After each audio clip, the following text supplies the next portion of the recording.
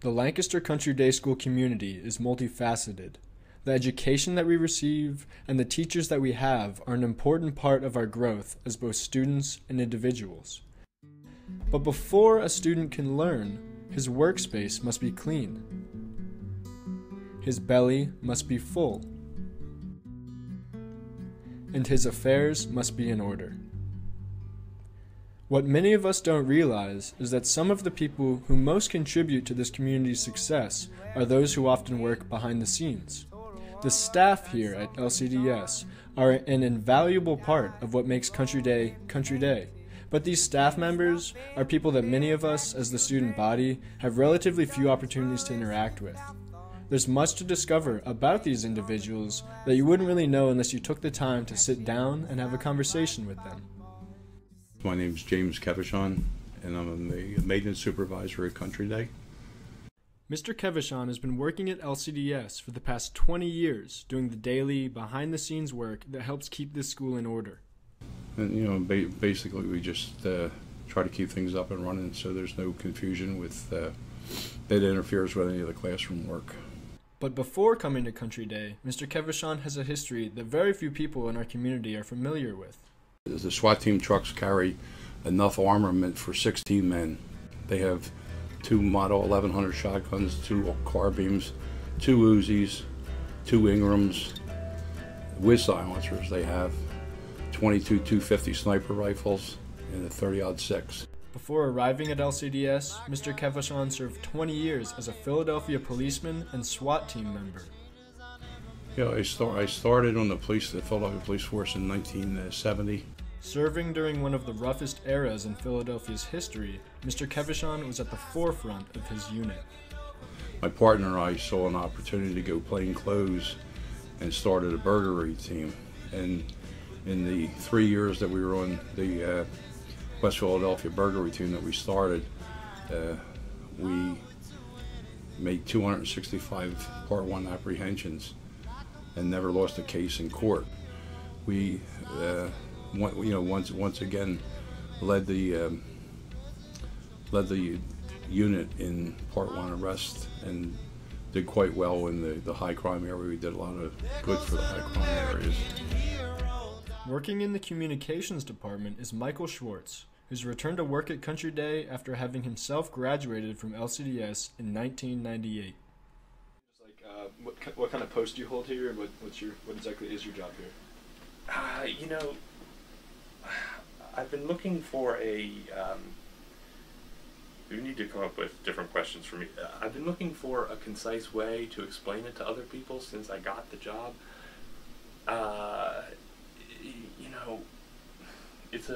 So my title is news editor.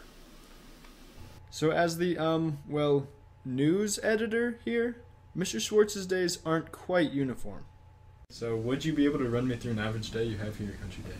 Well, no, because it's so exciting every day, and I come in and the creative possibilities abound in so many ways that it's like trying to it's like if you were to ask the sun how many ways can it shine in a given day, and there are just very few constraints on it, really. So no, there is no typical day here at Country Day. Every day is extraordinary but unique. Or what he meant to say. So would you be able to run me through an average day you have here at Country Day?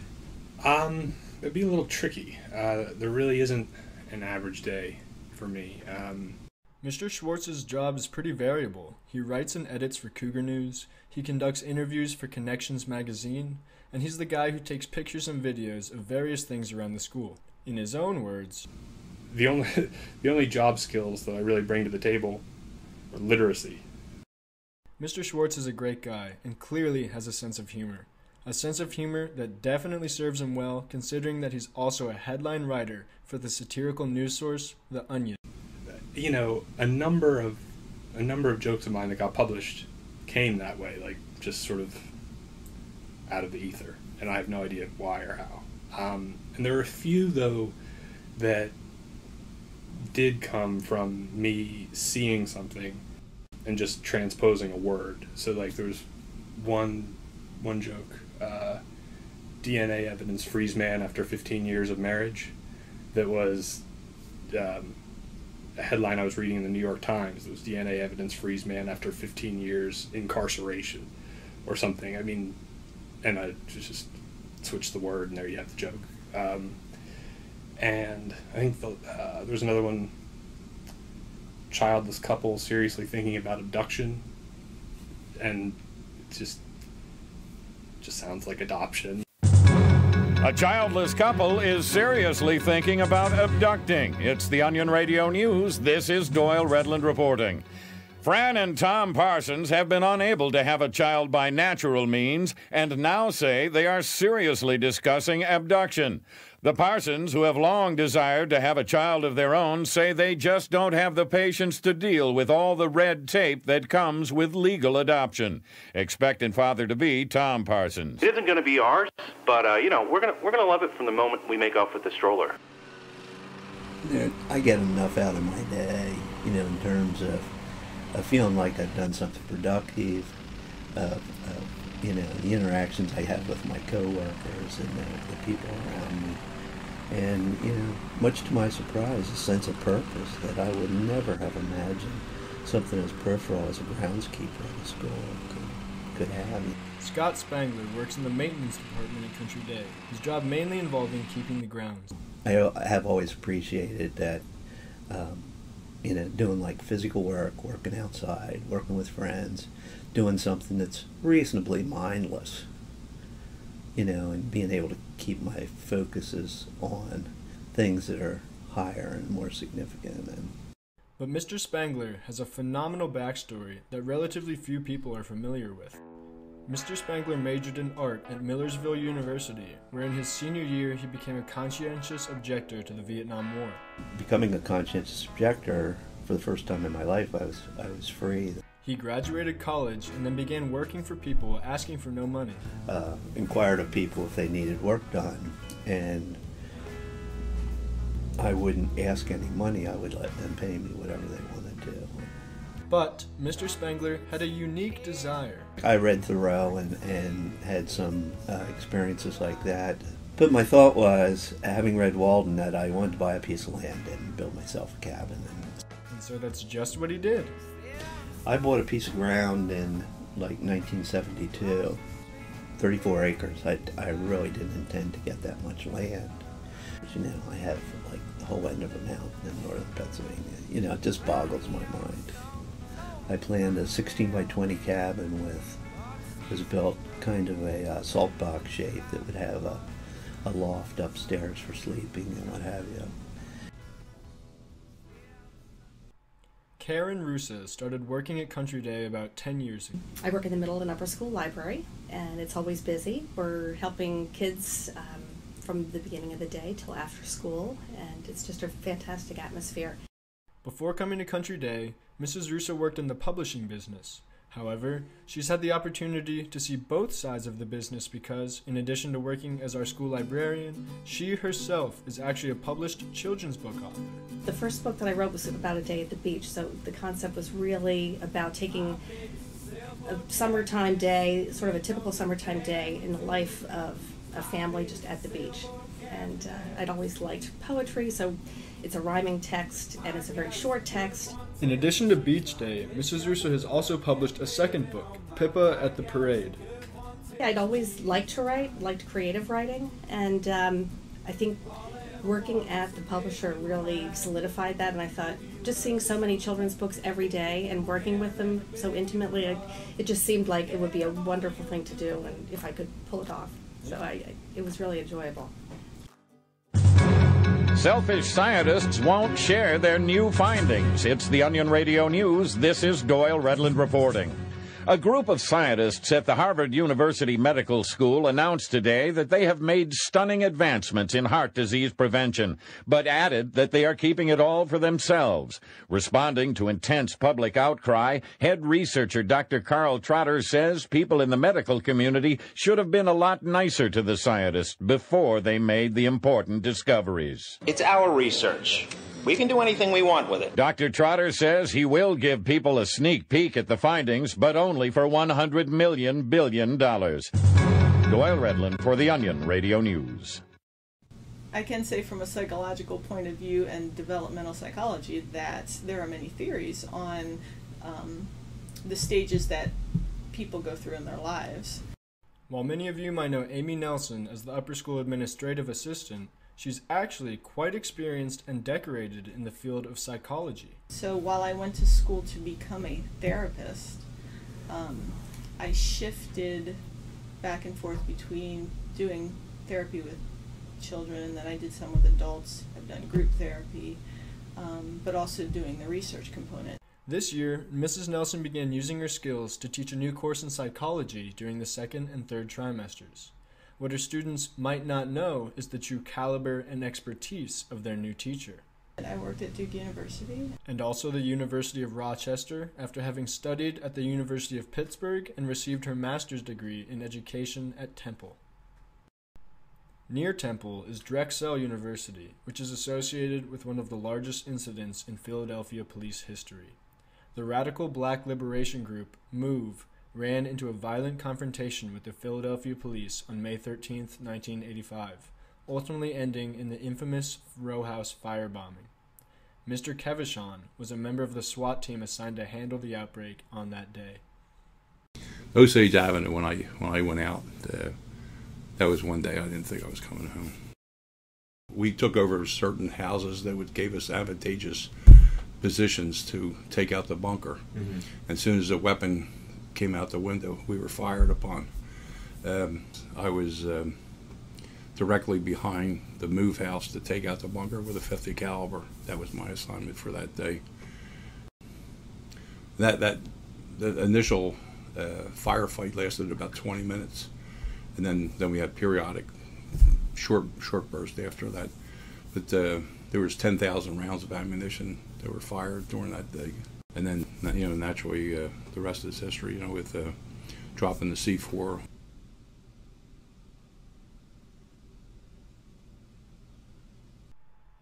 Mr. Spangler's unique story also continues. In addition to his thorough experience, his free-spirited career involves his lifelong passion with artwork. And I, as an artist, you feel like everything, you realize everyone, not just artists, but we all define ourselves by the choices we make and the things that we put out there. As an extension of his artistic career, Mr. Spangler recently negotiated with LCDS to take 3 months off every school year to travel to Puerto Rico, where he paints and blogs about his experiences. He really is an extremely talented, accomplished, and reputable artist. Well, it's like I won the Atlantic City Boardwalk show. I got first place in landscape. One year it was an abstract. I won Best of Show 3 times at the Stone Harbor Art Show. Only 3 times I ever went to the show. Even though he has pieces hanging in galleries, Mr. Spangler really just prefers to give a lot of his artwork away to friends and coworkers as gifts. I was never like a dollar-driven person. For me, art was something that I did kind of for me. It was more like an extension of my spiritual self than something I did as commerce. In fact, he has a number of paintings hanging up around the school. I just used my finger. I just did landscapes, mostly seascapes and sky things, just with acrylic paints in my finger. Just for the fun of it, and just playing, and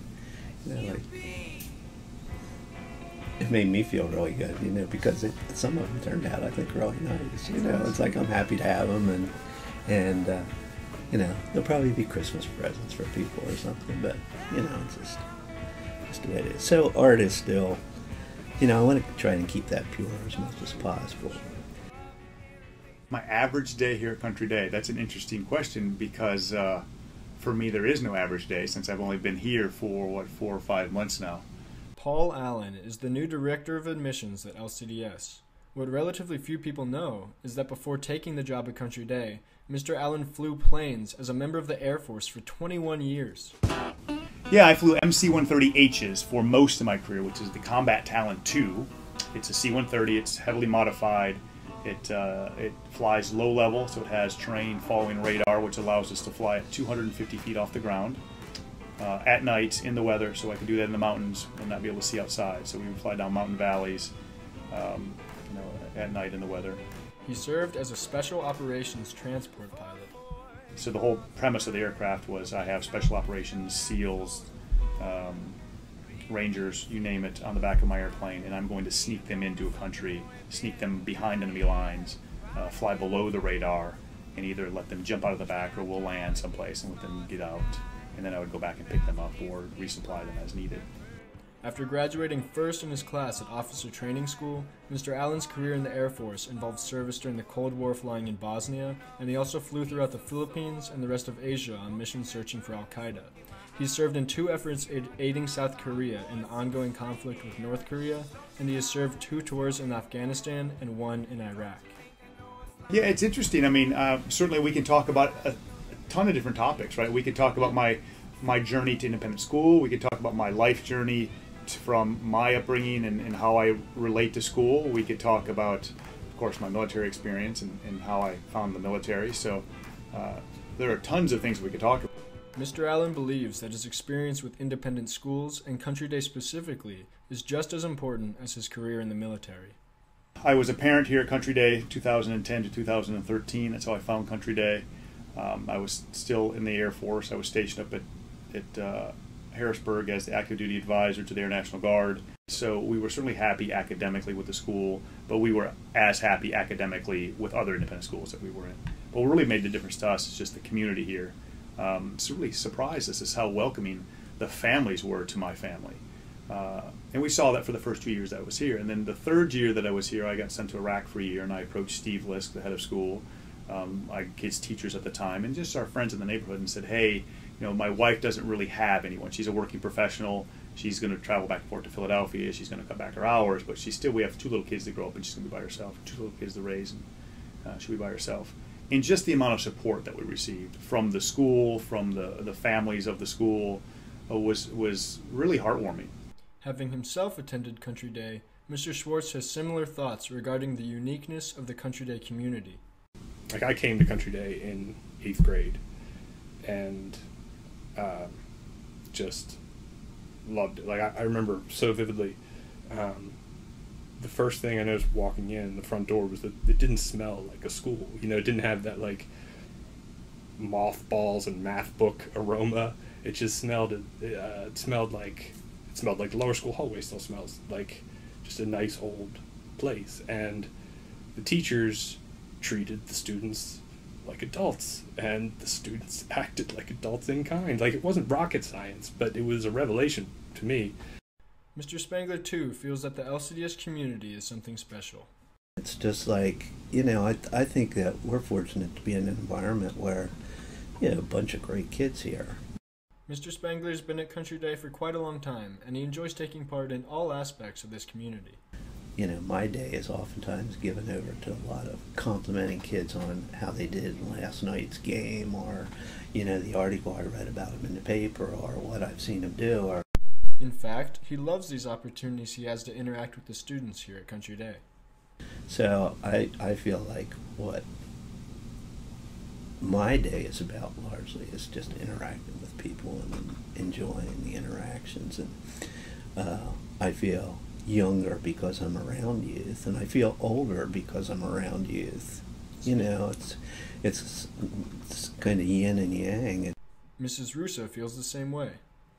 I interact all day long with the students, and it's just one of the best parts of the job. Similarly, when asked why she first became interested in psychology, Mrs. Nelson quickly responds, the conversations, the connection with an individual.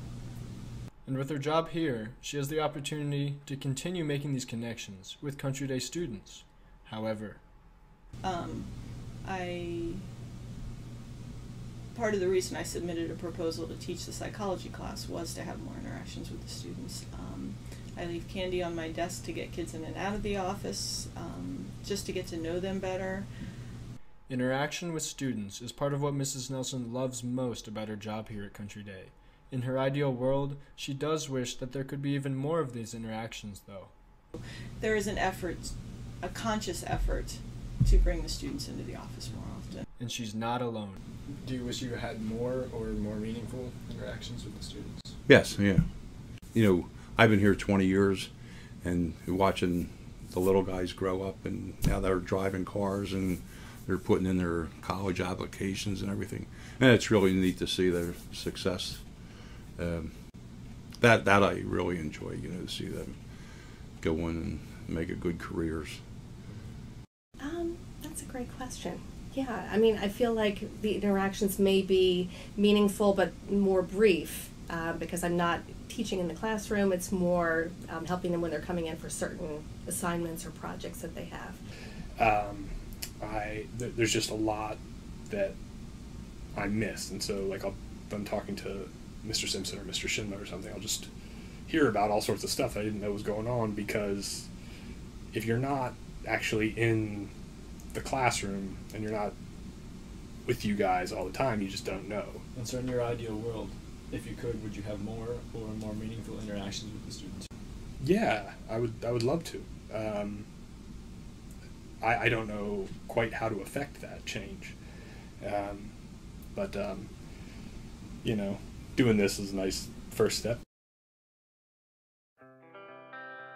How we judge success is a very curious thing, you know, and we tend to focus on title and money and that kind of thing. But I really think success is you know, there are things like happiness, peace of mind, fruitful interactions and things like that that speak more of a person's success than how much they've accumulated. Everyone has a story, and the staff at Lancaster Country Day School are no exception. Who would have known that all of these individuals are such genuine people, come from such varied backgrounds, have such interesting perspectives to share, and are so eager and willing to share these experiences with others? Who would have known that the admissions director bravely served our country in the Air Force for 21 years before settling down in Lancaster? Or that the LCDS news editor is also a headline writer for The Onion? Who would have known that our humble librarian is in fact a published children's book author? Or that the upper school administrative assistant had an entire career in psychology before arriving at Country Day? Would anyone have known that the maintenance supervisor had put his life on the line every day for 20 years to ensure the safety and security of the citizens of Philadelphia? And who knew that the groundskeeper here might actually be a contender with the Dosaki spokesman for the most interesting man in the world? The point is, the staff here are more than just an occupational label. They're the unsung heroes of Country Day. Their work and presence deserve to be acknowledged and celebrated as opposed to having their contributions overlooked. If nothing else, at least by interacting and forming relationships with these individuals, you'll get to find out a few things that you might not ever have discovered otherwise. Yes, I have a tattoo on my ankle.